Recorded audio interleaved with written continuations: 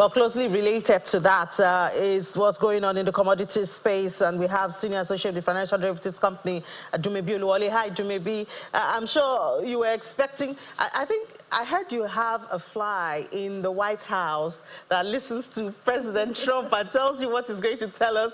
So yesterday didn't come as a shocker to you with all of the tariff announcements and all of that. So now we have to deal with the consequences. But we had Mr. Johnson there say that, I mean, how many things do we actually export to the United States? So 10, 14%, 25%, it might not really affect us a whole lot. But what it has done to oil may affect us. We saw oil losing almost 2% just like that. And that, of course, is going to have an impact on us. Yes, that's very, very correct. And even apart from what it will do to the commodities market space and oil specifically, also looking at other commodities like grains, where we look at wheat prices, look at corn prices, commodities that Nigeria actively imports. And what that means is that with the uncertainties that we're seeing those commodity prices actually increase. And what that means is that our import bill would likely increase as well, meaning that commodity prices in domestic markets would also likely increase based off of that. The other aspect of it, looking at in terms of our trading partners, that there are other trading partners that Nigeria is exposed to that are also in the face of this tariff.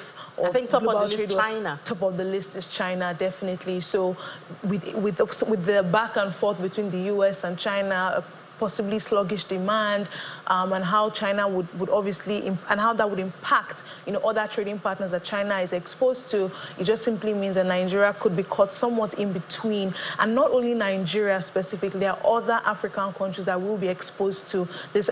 Case in point, Egypt and Morocco. Morocco is currently facing tariffs from the EU based off of some of its associations with this automobile market, where China actively plays. So it's not just a one-size-fits-all thing. It's going to be spread across. So Nigeria, alongside other frontier markets that are exposed to some of these trading partners, with the EU as well now, will definitely be hard hit because of this tariff and, like a global trade war that we're seeing coming up. Yeah, real global trade war. And, talking about the oil, we have new pump price. Yes. Is this as a result of we couldn't get an extension to the crude for Naira policy? I mean, the last time I came, I did say that we're definitely going to see, that have an impact have an impact on pump petrol price. More importantly, is the fact that, like I mentioned like I mentioned the last time, is that we're now highly exposed to the changes in global oil prices.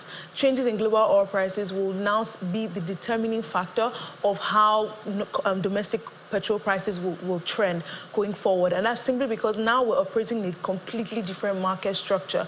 And what that means is that the higher the price of the raw material, the higher the price of the finished product. And that's simply the case right now for Nigeria. There is the lag effect where if we see global oil prices maybe decline or increase, it might take a while for it to completely reflect in the domestic market, but it will surely reflect. And that's currently what we're facing right now. And with this now, we saw a positive PMI, 54.3. Yes. This might be a threat to it because when there's I think one of the driving factors of the PMI positive was the cost of operation. It's reduced. So it encouraged more production.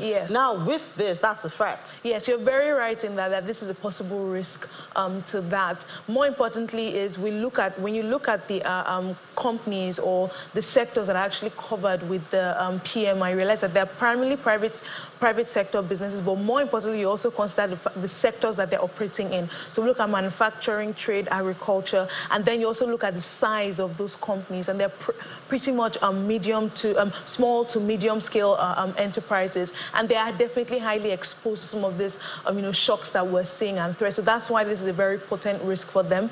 But when you look at the other aspect of things that also impact their production costs, you look at the fact that the Naira as well is a major determining factor as to how fast they will be able to produce or how stable their production would even be. And because of some of the positives that we're seeing with the Naira, we do think that there might be a mitigating impact of the Naira being stable on how much increase in petrol prices or diesel prices will impact their general operating costs, because we have seen that the correlation between changes in the naira are more direct or a lot more than the increase in petrol prices on operating costs for businesses, and how that quickly translates to higher commodity prices for the consumer. Yeah, but talking about the pump price now, can't the element of competition help consumers in this case? I mean, we have seen that somewhat, I mean, at the beginning of the year, where there was some level of competitiveness.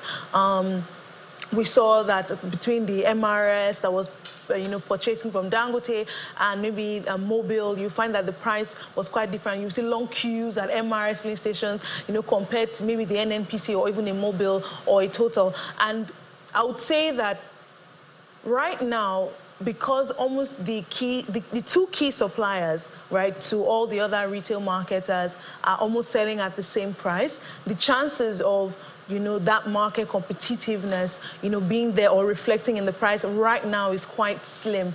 The only difference is the only difference that we would experience is if the price difference is very stark. And that's why I made reference to what had happened at the beginning of the year. And that's when consumers realize, oh, they do have a choice to say, okay, I can buy here is cheaper, or I'd rather buy from here because it's closer to me, right? But right now, the choices are still slim, right? If you're getting at 9:30 and you have to journey for almost 40 minutes to get at 9:30, when you can journey for 10 minutes to get at 9:35, it's almost the same, and the consumers would make that rational choice to go for what is closer and more convenient to them. But do you see anything that could lead to perhaps resuscitation of the crude for naira?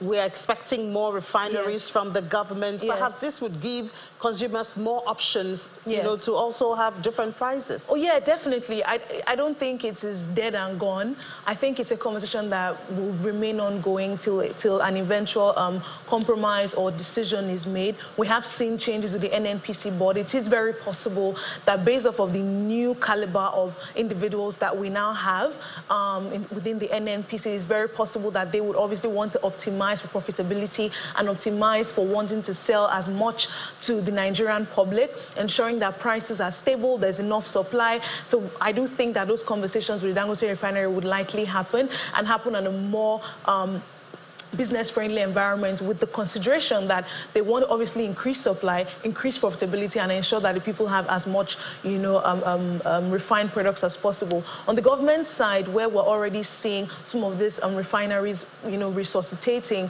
the expectation is that with the private sector-led growth, we're beginning to see an investment approach towards economic growth. We do expect that some of those refineries will definitely continue their operation. By how much that operation will increase in the end of the year to ensure that supply is stable is what we cannot foresee. What we cannot really say now, but we do expect that those conversations will keep happening, and those outputs would keep increasing. And we hope that the new NNPC leadership will take us to the stock market. We've been looking forward to having the NNPC at the capital market for a bit. Yeah. And that question still remains unanswered. I mean, we'll obviously have to just wait and see. They're just about to start their operations, basically. But what we have seen so far is that the new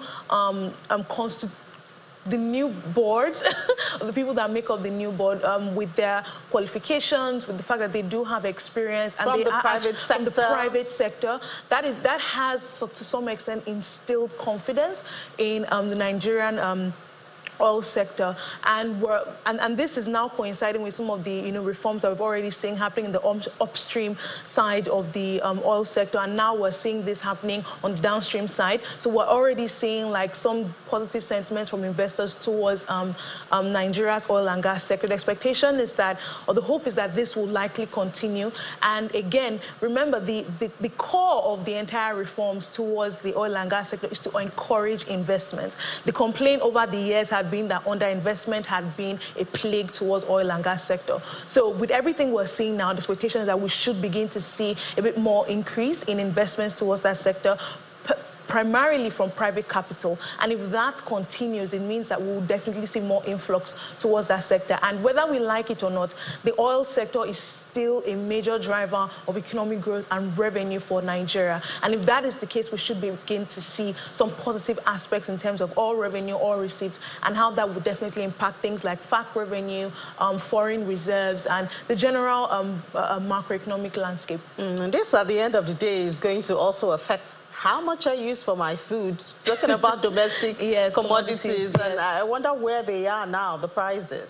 I mean, so it's still pretty much mixed, but the general tone is that consumers are definitely still reeling from high prices. So which might get even higher now because petrol prices are higher, fits yes. into transport mostly, Exactly. So the pain for the consumer is not gone. It's still pretty much there.